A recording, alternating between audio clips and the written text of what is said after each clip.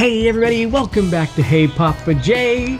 I am here with my better half Charlie, and we are going to show you our inspired version of how to make gumbo. This is not just any gumbo, this is the Disney gumbo. Now there's two places you can find this, either at Tiana's Palace at Disneyland, or you can find it at the Magnolia Terrace during the Flower and Garden Show at EPCOT. So this is at the American Pavilion. Yes. Yes, there's the passport. So this is inspired by these two places. Now this is such a good recipe. Stick with us because you want to have this in your recipe book.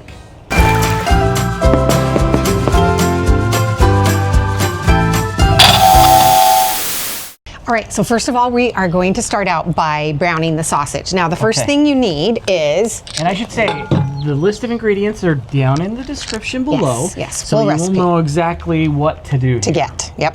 First thing you want to get is the andouille sausage. It's already cooked. So all we did was pull it out of the package and slice it. But we want to brown it to give it that nice caramelized, yummy flavor. So go ahead and... Okay, so what should we be browning this on? Like medium low. So listen to that yummy sizzle.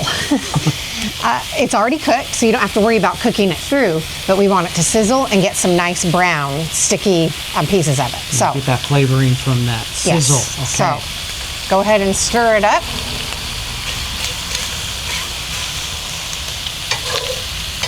Oh yeah, see how that's browning nicely? You can see that's getting just a little bit of nice golden char on it. That's what we want.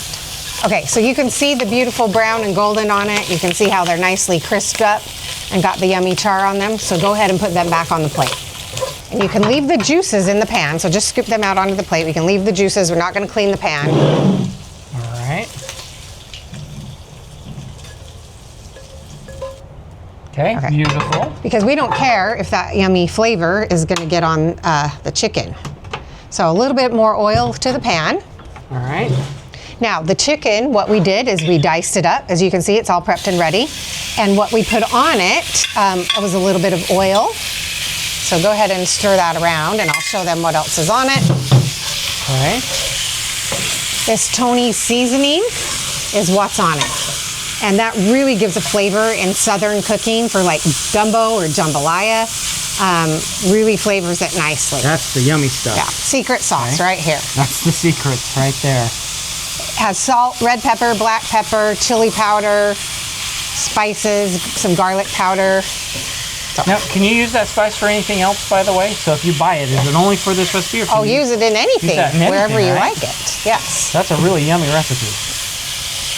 So for the chicken, the idea here is look how beautiful that's getting, golden and the spices and flavor on it. So the idea is just to get it nice and brown, and then it will finish cooking the rest of the way through the rest of the afternoon as it simmers and all the flavors come together. Gotcha. So we don't have to check the internal temperature, especially since it's diced. We know that that's going to cook through. All right. So meanwhile, while we're working on all the other parts and pieces of the soup, we want to cook some rice. Okay? So the rice that goes into the gumbo is already pre-cooked. Okay. All right. And this is a long grain rice, correct? Yes. Yep. Okay. So we have a rice cooker. You can also do it on the stovetop, in any pan, whatever is easiest, whatever you've got. This is the easiest part. We just happen to think this is the easiest because we have a rice maker. So we've measured out 2 cups of rice and the 2 cups of water. So we're going to get that started while the rest of the recipe is going. We're going to start working on the roux. Yes. Okay. Yep. And just cooking white rice. Perfect. Okay, so now we've got the sausage and the chicken prepped. Now we're moving on to... We need to make a roux, which is always typically out of butter and flour. Okay. So that is one of the secrets to gumbo. So that's going to be the base of, it's all about the roux. Sauce. Yes. Yeah, okay. So go ahead. We've got a fourth cup of butter. What should we have the heat on? Very low. This is low, okay? Because you don't want this to burn. We don't want this to burn. This is as low. Go ahead and put the butter in. Okay, so we're going to stick some butter in the pot. So melt the butter first. Now that we've got the butter melted, we'll just put the flour in. And now we just stir it up, and we stir it up, and we stir it up. Keep whisking. And the idea here is to, when you cook a roux, depending on the recipe, sometimes you just want it to turn golden brown. But this one and the color and flavor of the gumbo calls for a dark brown. But the trick here is to keep it on low so that it doesn't burn. And so you've got to keep whisking it. Takes a little bit of attention to get it to a nice, dark, golden brown roux. So we'll keep an eye on it. All right, so obviously as we're whisking, this is a little bit larger pot, so it's naturally going to the sides as I'm whisking it. But anything that's in the middle that starts to bubble, you just don't want it to burn. It's a fine line, because if it burns, then it won't taste good. It'll get ruined. So we're just keeping things off to the side, and you'll see it's starting to darken up a little bit. All right, so the key to roux is patience, right? So low, slow. So I have a saying about a roux, okay? So roux is all about slow and steady, right? So if you want the roux to win the race, go at a slow and steady pace. There's some words of wisdom from Papa J. Okay, so this is about where we want to get it, is this nice dark brown gravy. So you can see it's a nice dark brown.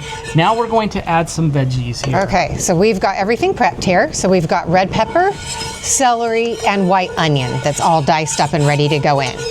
All right? So that's probably a good tip, because when you're working on the roux, you don't have time to prep all this, right? Yeah. So have all of this prepped and ready for when it goes into the roux. Okay. Now obviously I'm going to get rid of the whisk. Okay. And then we'll switch And to... now we're going to, why are we putting the salt on right now, Braxton? Go ahead, tell us. It draws the moisture and water content out so it cooks faster. Okay. Okay, so if we put salt in right now, it draws the moisture content out of the vegetables, which helps it to cook faster. Okay. So we add the salt right now. Do I need to stir this all the time? Not constantly, not like the So roux. it's not like the roux, so I can just kind of let that do its thing now. Okay. Now, the next ingredient is this okra. So it's this about 10 pods of okra, also prepped and ready, so just cut the ends off and then cut it up. So we put the okra in now, because if you cook okra, like, it has to have a chance to cook, because it kind of turns gooey, and we don't want it to be gooey. We want to have it, give it a chance to release that goo. The moisture. And the moisture. So kind of like mushrooms or zucchini, think of it that way. It has kind of some of the same properties. Yeah. So we want it to release the moisture with the rest of the vegetables. Awesome. Now, I probably don't need to keep stirring this. Yep. Okay. It's good like that. So we're just going to let this sit, and I have not touched the temperature from when Still on low. we did the roux. So you just keep it at that low. So low and slow, steady wins the race here. So as you can see, it's kind of a little bit gooey, just like we were saying. See how it's sticking together and it's just a little bit gooey? That's the okra releasing its little gooey. So we've got to get past, you can see some of the stringy goo coming out. We got to get past the goo stage. And I do have to tell you, the smell of this is incredible. So if you're hungry, it's going to make it really hard to keep stirring and cooking this, because boy, oh boy, is it going to be good when it's done. At this point, it's just kind of a waiting game. You're going to want to let this cook down for about 20 minutes. So just watch it. You don't want it burning, but we got to get it past that goo stage, and it's going to take about 20 minutes. So we have been at this for pretty close to, it's not quite 20 minutes, but I'd say it's probably around 18 minutes at this point. And we are ready to move to the next stage of the gumbo. So you can see that the gooey is all kind of gone now. So now what we're going to do is we're going to put in, I believe this is 4 cups of chicken stock. So now that we've got the chicken stock in there, we're going to add the meat back into it. So let's go ahead and add the sausage back in. So now we'll add the chicken. All right, look at how good that looks. Oh my gosh. That is looking good. Okay, so now what we want to do is what? Do we want to bring this to a boil?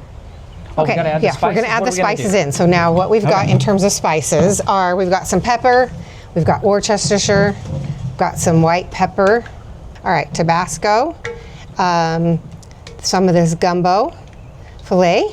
This is on Amazon, so we'll leave the link to that. And then are we doing more Tonys? Okay, all right. Okay, we're going to do some black pepper, some fresh ground black pepper. Okay, now some Worcestershire sauce. Okay, Now we're gonna do a little bit of white pepper now. This is some ground white pepper. Now, some good old Tabasco sauce. Now we are heading back to, we're gonna add a little bit more of the Tony's, the special Tony's sauce that we were talking about. So we'll go ahead and add some Tony's. Okay, so we'll go ahead and get those spices. Oh my gosh, the smell is so good. All right, so we're gonna just go ahead and get all those spices incorporated nices. Okay, now, what is the plan here? Do we need to bring this to a boil, or are we gonna just let it simmer? What do we do? We're gonna bring it to a boil. We're gonna bring it to a boil. I need to bring the heat up. Yep, so bring the heat up. So we want it to be boiling, okay. so it gets really hot through. All right, bring in the heat, baby. All right, so here we are. It's got a nice boil going to it. So now what we need to do is we're gonna turn the heat down. To low. Yep. And we're gonna make sure we turn that down to low, because we're gonna now let this simmer for the next 2 hours. So, do I stir this, or we just let it boil? Yep, we can just let it boil. Let it be? Yep. Do we lid or no lid? Putting the lid on. Okay. So, just turned it down to low. We're gonna go ahead and put the lid on. We're gonna let this go for 2 hours. So, we'll come back in 2 hours and we'll see our lovely gumbo creation. I cannot wait. Okay, it has been 2 hours and we are back to finish this up. Now, it has been on a simmer for the last 2 hours. So let's just take a look at, oh, wow. Okay, so you can come take a look at that. Check that out. Look at the beautiful color. So that looks pretty dang good. Now, we have one last thing to put in, correct? Mm-hmm. Okay. It's pure ground gumbo file.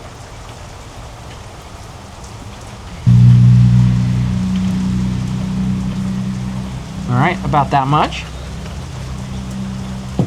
Go ahead and stir all the rest of that in. I think we're ready to dish up, yes?